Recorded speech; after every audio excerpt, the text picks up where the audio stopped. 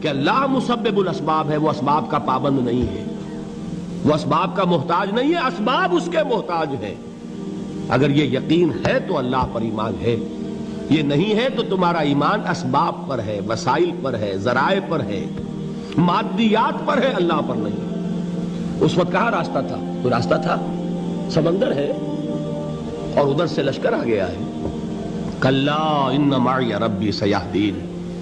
اب دیکھیے ایمان کہہ دینا آسان ہے، ہوا معکم اینما کنتم، جہاں کہیں بھی تم ہوتے ہو اللہ تمہارے ساتھ ہوتا ہے، لیکن اس کا یقین قائم ہو جائے تو زمین و آسمان کا فرق واقع ہو جائے۔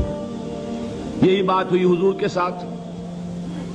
غار ہے، چھپے ہوئے ہیں محمد الرسول اللہ اور آپ کے وہ یار غار ابو بکر صدیق رضی اللہ تعالی عنہ۔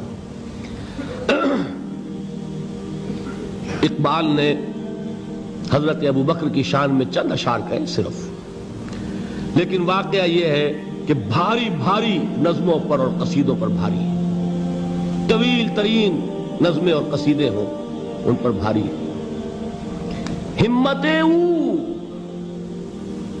ابو بکر کی ہمت جو ہے، کشت ملت را جو ابر، جیسے بارش سے کھیتی اپجتی ہے، ابو بکر کی ہمت اور عزیمت اس امت کو اسی طرح سینچنے والی ہے۔ ثانیے اسلام و غار و بدر و قبر، وہ دوسرے تھے اسلام میں، دوسرے پہلے کون تھے؟ انا اول المومنین، حضور فرماتے ہیں سب سے پہلا ایمان لانے والا میں، دوسرے ابو بکر۔ ویسے ہمارے ہاں یہ چلتا ہے اختلاف، حضرت علی پہلے ہیں کہ حضرت ابو بکر پہلے ہیں، لیکن اس میں بڑی خوبصورت تطبیق قائم کی ہے علماء نے اور بہت صحیح ہے۔ چار کے بارے میں فیصلہ ہی مت کرو کہ کون پہلے ہے، ان کی ایک عجیب تقسیم کر دی ہے۔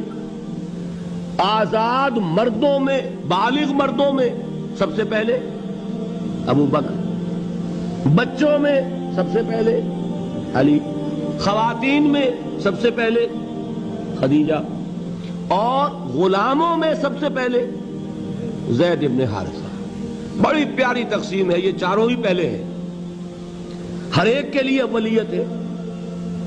اور واقعہ یہ ہے کہ اگر زمانی اعتبار سے تعین ہوگا تو پہلے خدیجۃ الکبریٰ آئیں گی رضی اللہ تعالی عنہ۔ کسی اور سے بات کرنے کی نوبت بعد میں آ سکتی ہے، پہلے تو اہلیہ محترمہ سے بات ہوئی، آتے ہی پہلی وحی ہوئی ہے، ابھی تبلیغ کا حکم نہیں تھا۔ کس کو بتایا واقعہ؟ ابھی اپنی نبوت کی تبلیغ کا تو حکم ہی نہیں آیا۔ واقعہ کس کا ہے؟ وہ خدیجہ کا ہے۔ جب کہا ہے کہ خشیت علی نفسی، مجھے اپنی جان کا اندیشہ ہے، تو کیا جواب دیا خدیجہ نے رضی اللہ تعالی عنہا؟ وہ صدیقۃ الکبریٰ ہے۔ صدیقات جو ہے خواتین، ان میں چوٹی پر خدیجۃ الکبریٰ ہے رضی اللہ تعالی عنہا، اور صدیق جو مرد ہیں ان میں صدیق اکبر ہے ابو بکر صدیق رضی اللہ تعالی عنہ، لیکن صدیقات میں چوٹی پر۔ جب حضور نے فرمایا خشیت علی نفسی، کیا فرمایا؟ کیا عرض کیا؟ کیسے تسلی دی؟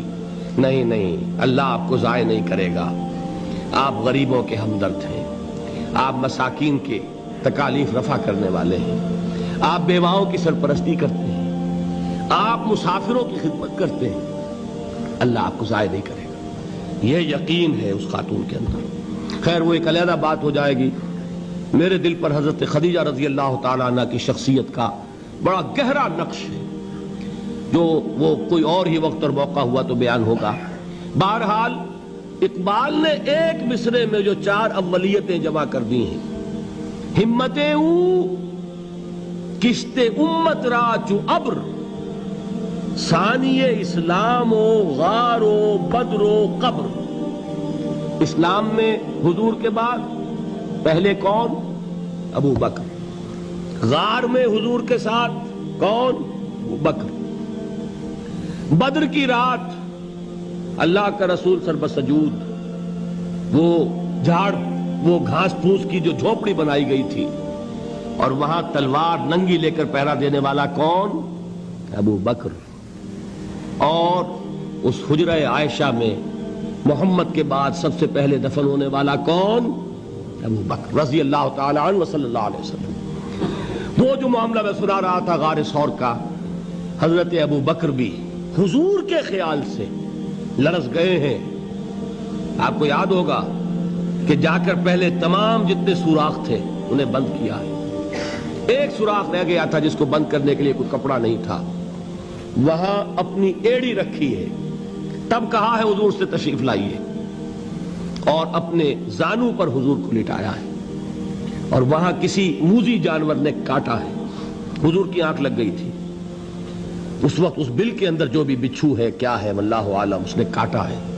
اس کی تکلیف کی وجہ سے ابو بکر کی آنکھوں سے آنسو ٹپک گئے. حضور کے چہرے مبارک پر پڑے ہیں تو حضور جاگے ہیں, معاملہ کیا ہے. ایڑی نہیں ہٹائی وہاں سے, مبادا وہ جانور وہاں سے نکل کر محمد الرسول اللہ کو کوئی گزن پہنچا دے. ابو بکر کی ایڑی ہے, جس طرح چاہے کھا لے, ختم کر دے, جان نکل جائے تب کوئی آنچ آئے محمد پر تو آئے, لیکن جیتے جی نہیں. وہ ہے ابو بکر حضور کے خیال سے. اس وقت حضور نے پھر اپنا لعاب دہن لگایا ہے اور اس سے پھر آپ کی تکلیف ختم ہوئی. جیسے خیبر میں حضرت علی کی آنکھ دکھ رہی تھی, اس کو جو شفا حاصل ہوئی ہے وہ بھی حضور کے لعاب دہن سے ہوئی. تو بہرحال اس وقت انہوں نے کہا ہے کہ اے نبی یا رسول اللہ, اگر اس وقت ان میں سے کسی نے غیر ارادی طور پر بھی اپنے قدموں کی طرف جھانک لیا تو پکڑے جائیں گے. کیا جواب تھا اللہ کے رسول کا؟ لا تحزن ان اللہ معنا. اللہ ہمارے ساتھ ہے, کیوں گھبراتے ہو ابو بکر. یہ ہے ایمان باللہ, میرا مالک اللہ, میرا رازق اللہ, میرا محافظ اللہ, میرا مددگار اللہ, میرا پشت پناہ اللہ, میرا دوست اللہ. یہ دوستی ہے اللہ کی جو لب لباب ہے, حاصل ہے ایمان کا. اسی کا نام ولایت ہے. اولیاء اللہ کے سروں پر سینگ نہیں ہوتے. جس کے دل میں ایمان راسخ ہو چکا ہو وہی اللہ کا ولی ہے. جسے اللہ پر یقین ہو چکا ہے وہی اللہ کا ولی ہے. جسے یقین ہے اللہ میرے ساتھ ہے, میرا مددگار, میرا پشت پناہ, میرا ساتھی, میرا دوست, میرا محبوب, میرا محب. اللہ اہل ایمان سے محبت کرتا ہے. واللہ یحب الصادقین. ان اللہ یحب الذین یقاتلون فی سبیلہ صفا کانہم بنیان مرصوص. اللہ محبت کرنے والا, اہل ایمان محبوب, اور اہل ایمان محبت کرنے والے اللہ محبوب. والذین آمنوا اشد حبا للہ. آپ تصور کیجئے جسے یہ رشتہ ایمان یا رشتہ ولایت حاصل ہو جائے, الا ان اولیاء اللہ لا خوف علیہم ولا هم یحزنون. آگاہ ہو جاؤ, اللہ کے دوستوں کے لیے نہ کوئی خوف ہے نہ کوئی حزن ہے. اور میں بیان کر چکا تھا, خوف اور حزن کے خاتمے ہی کا نام امن ہے. زوال خوف, زوال حزن. یہ خوف اور حزن کیوں آتے ہیں بار بار؟ اللہ تخافوا ولا تحزنوا, دونوں آ گئے. الا ان اولیاء اللہ لا خوف علیہم ولا هم یحزنون, پھر وہی دو. وہ کیوں ہے؟ خوف ہوتا ہے کسی مستقبل کی بات کا, یہ نہ ہو جائے, وہ نہ ہو جائے, یہ نقصان نہ پہنچ جائے, یہ تکلیف نہ ہو, یہ غضب نہ آ جائے. خوف ہے مستقبل سے. حزن ہے یہ کیوں ہوا, یہ نہیں ہونا چاہیے تھا, یہ میرا فلاں چیز میرے ہاتھ سے جاتی رہی ہے, فلاں موقع نکل گیا, اب بیٹھے ہوئے ہیں اندر ہی اندر کڑ رہے ہیں, صدمہ ہے اور رنج ہے. اور جو اللہ پر ایمان رکھتا ہے وہ جانتا ہے ما اصاب من مصیبت فی الارض ولا فی انفسکم الا فی کتاب من قبل ان نبرأها ان ذلک علی اللہ یسیر لکی لا تعصوا علی ما فاتکم ولا تفرحوا بما آتاکم واللہ لا یحب کل مختال فخور. اس زمین میں یا تمہاری جانوں میں کوئی تکلیف, کوئی مصیبت نہیں آ سکتی سوائے اس کے کہ جو اللہ نے لکھ دی ہو, اس سے پہلے کہ وہ ظاہر ہو. جس کو یہ حقیقت معلوم ہو گئی اس کو یہ طرز عمل اختیار کرنا چاہیے. جو چیز چھن جائے, جاتی رہے, چھوٹ جائے, اس پر افسوس نہ کرو. کس نے چھینی؟ دوست نے. دوست کے فیصلے پر شکایت. دوستی کو بٹا لگا رہے ہو, سرے تسلیم خم ہے جو مزاج یار میں آئے.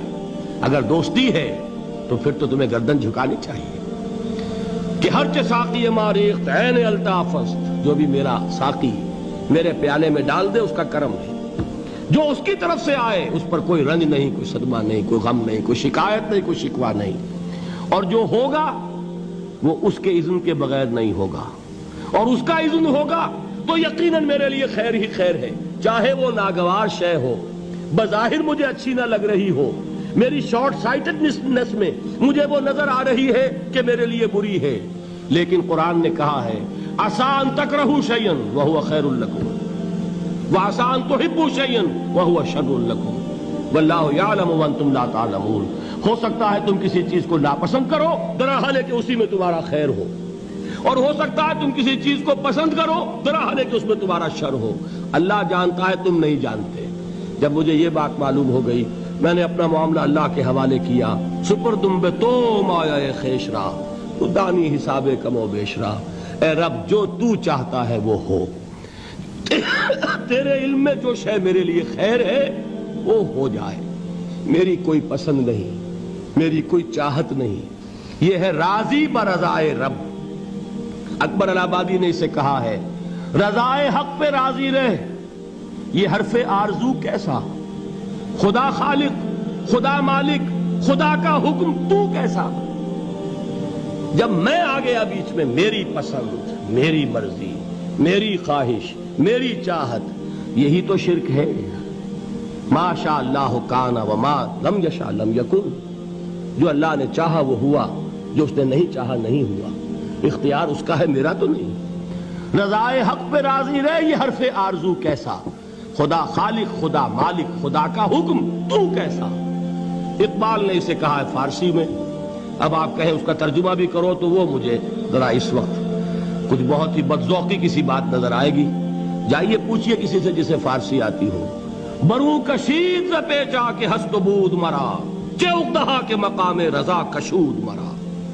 مجھے تو تمام پیچ و خم سے نکال دیا اس مقام رضا نے، میں راضی برضائے رب ہوں، جو فیصلہ اس کا میں اس پر راضی۔